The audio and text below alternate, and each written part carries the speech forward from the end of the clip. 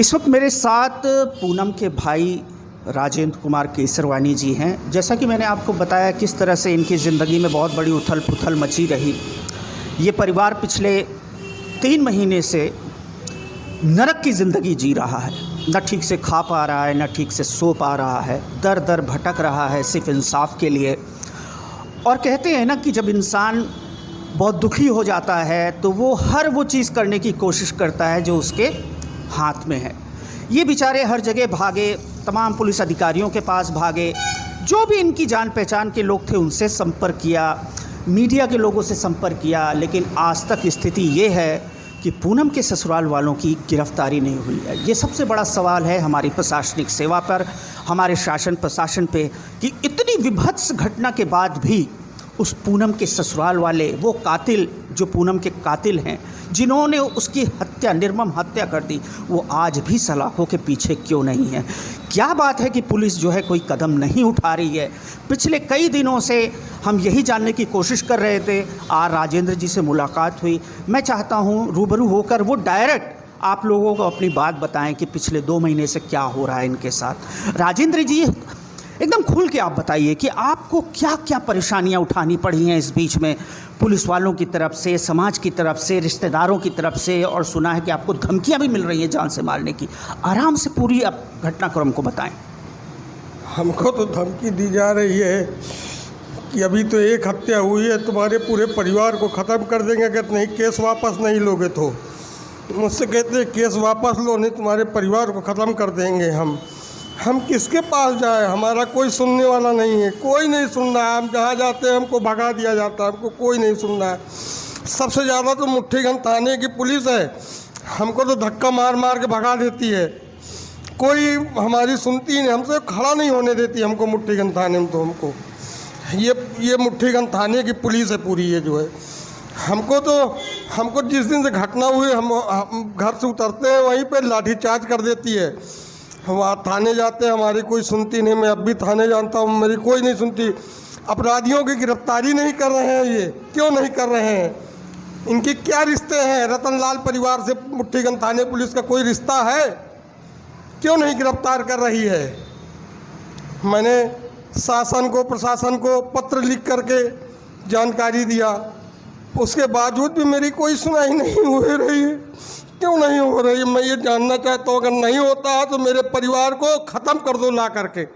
मैं अपने पूरे परिवार ख़त्म हो जाऊँगा, मैं मर जाऊँगा। हम लोग पूरे परिवार ख़त्म हो जाएंगे। कम से कम हमको न्याय नहीं मिल रहा तो हम पूरा परिवार आत्मदाह कर लेंगे, हम वाले को मर जाएंगे हम लोग। हमको न्याय नहीं मिल रहा है, हमको कोई पुलिस गिरफ्तारी नहीं कर रही है। केवल जो है बातें कहती है कि हाँ हम काम कर रहे हैं, मगर काम नहीं। आज 25 दिन हो रहा है, कोई काम नहीं हो रहा है। पिछले 25 दिन से राजेंद्र इंसाफ के लिए दौड़ रहे हैं। इनका जो सबसे बड़ा दुख है, जो इनको बहुत परेशान कर रहा है, कि आखिर मुट्ठीगंज पुलिस अभी तक कोई गिरफ्तारी क्यों नहीं कर रही है। ये जब भी जाते हैं इनके साथ अभद्र व्यवहार होता है।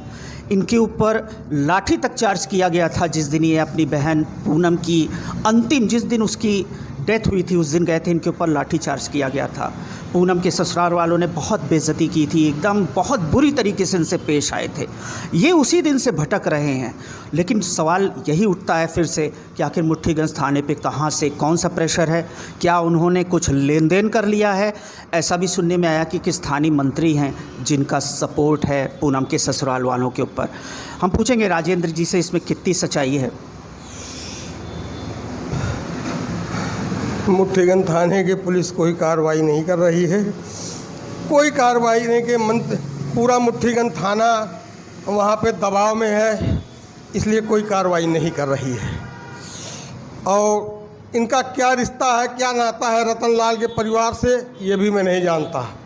मगर मेरे ऊपर धमकियाँ बराबर मिल रही है।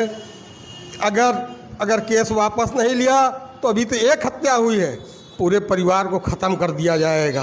घर से निकलना तुम्हारा दुश्वार कर दूंगा, घर से निकल नहीं पाओगे। रतनलाल के साड़ू दिनेश, रतनलाल के साले पाँचों और अपने साथी को लेकर के हमको धमकी दे रहे हैं।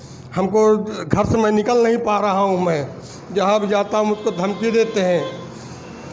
कहीं कहीं कुछ करते हैं मेरे साथ, कहीं कुछ करते हैं, मैं किसके पास जाऊं? मेरा कोई सुनने वाला नहीं, मेरा कोई सुनने वाला नहीं।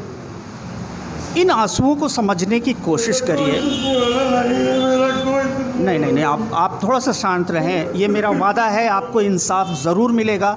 और जितने दर्शक देख रहे हैं, जो भी अधिकारीगण देख रहे हैं, इस पे तुरंत संज्ञान लें। ये परिवार जिस प्रकार से दुखी है, इस शख्स के आंसू आप देख रहे हैं किस तरह से गिड़गिड़ा रहा है आप लोगों के सामने, ये कहीं ना कहीं समाज के ऊपर बहुत बड़ा कलंक है। इनकी लड़ाई के लिए आप सबको सामने आना होगा, इकट्ठा होना होगा, क्योंकि आज एक पूनम जो इनकी बहन है उसके साथ हुआ है, कल आपकी बहन पूनम के साथ हो सकता है, किसी भी पूनम के साथ हो सकता है। और इसी तरह पूरा समाज, जैसे आप देख रहे हैं, पूरा समाज देखेगा, आपकी कोई मदद नहीं करेगा। मेरी विनती है तमाम अधिकारियों से, जिलाधिकारी महोदय से, एसएसपी महोदय से, डीआईजी, आईजी महोदय से, एसपी सिटी महोदय से, और उस थाने के जितने भी कर्मचारी हैं पुलिस विभाग के, उन सब से मेरी विनती है, इस आंसुओं को देखो। नहीं तो तुम्हें ये समाज माफ़ नहीं करेगा, इस देश का कानून माफ़ नहीं करेगा। हम मिलेंगे, फिर जाएंगे सारे अधिकारियों के पास, लेकिन इस मात्रा से, जिस प्रकार से ये लोग रो रहे हैं, परेशान हैं, ये शख्स पिछले 2 महीने से अपना कारोबार नहीं कर पा रहा है, अपनी परिवार की सुरक्षा के लिए दिन भर घर में रहता है, बाहर निकलते हैं तो उनको डर रहता है मेरी हत्या ना हो जाए, क्योंकि बराबर पूनम के ससुराल वाले, जो कि काफ़ी दबंग हैं, उनके पास पैसा है, मंत्रियों का साथ है, वो इनकी हत्या करा सकते हैं। और ये इतने मजबूर हो गए हैं कि इनका कहना है कि अगर हत्या नहीं भी होती है तो हम ऐसे जी के क्या करेंगे, एक दिन हम पूरा परिवार आत्मदाह कर लेंगे।